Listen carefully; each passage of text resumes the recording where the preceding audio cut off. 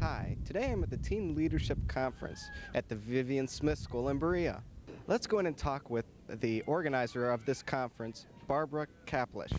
This is sponsored by Project CARE, and we have 68 kids here this weekend, a combination of Mid-Park and Berea High students.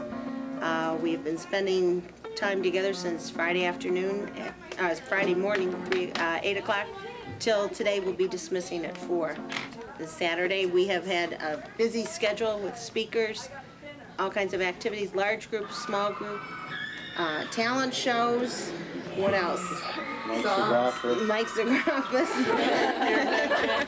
We've had a really good time. I've been doing this for 4 years, and this is probably our most successful weekend we've ever had. The cooperation of the students and the faculty that were involved, the visitors that have come by were numerous. I feel it's extremely successful. Okay, the students that are here today represent SAD, which is Student Athletes Detest Drugs, SAD, Student Against Drugs, Against Driving Drunk, and then also our Teen Institute, with another group that supports drug-free activities. They've been very active in our school.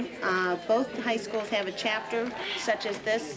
Mid-Park has about 180 students enrolled in the chapter, and have been highly successful not only at the weekend but in other endeavors throughout this school year. During our leadership weekend, we provide the kids with guest speakers and different activities which help to promote their willingness to listen to others, not necessarily giving advice, but being able to listen and ask and tell where they can get help.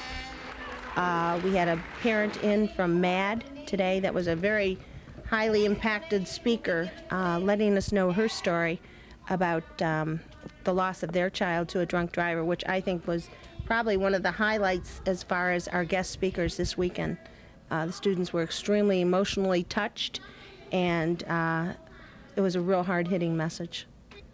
We had other people come in from Windsor Hospital that led activities such as morals and ethics of the 90s, making good choices as teenagers, a little bit dealing with teen sexuality, and another one that was just group warm-ups so that they would get comfortable with themselves, especially bringing the two schools together.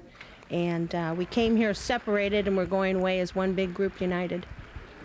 The weekend was so highly successful, I am sure that there were many other people that heard about the weekend but were a little apprehensive because they didn't quite know what to expect and possibly would have had a larger group.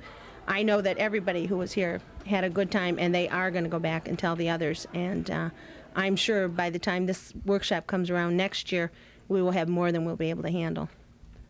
It's meant a lot to everybody here, just by the comments that have come out in our final group right now. We have one more group where we will once again get together as a whole and say our goodbyes, which will be taking place pretty soon.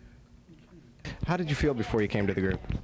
I was a little nervous about coming, but it turned out to be a really fun weekend and everything, and if I had the chance to do it again, I probably would.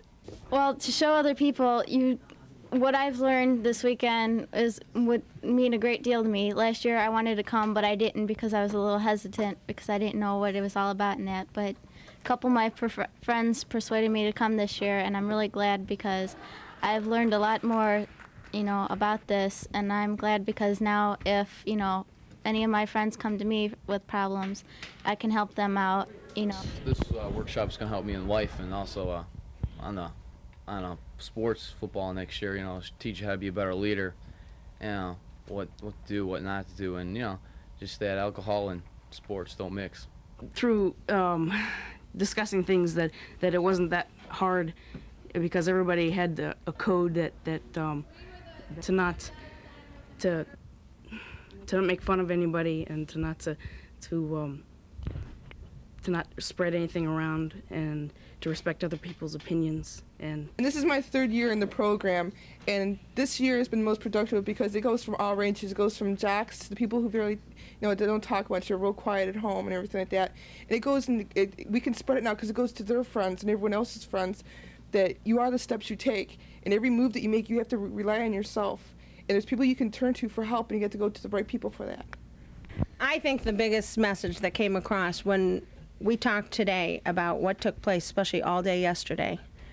We had so much fun, and so much energy was going on all day long, and not one bit of alcohol or drugs were needed to seek that high.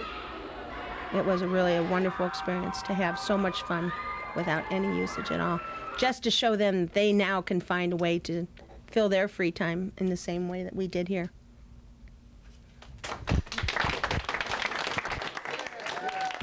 In Berea, for Cablevision Spotlight, I'm Bob Harper.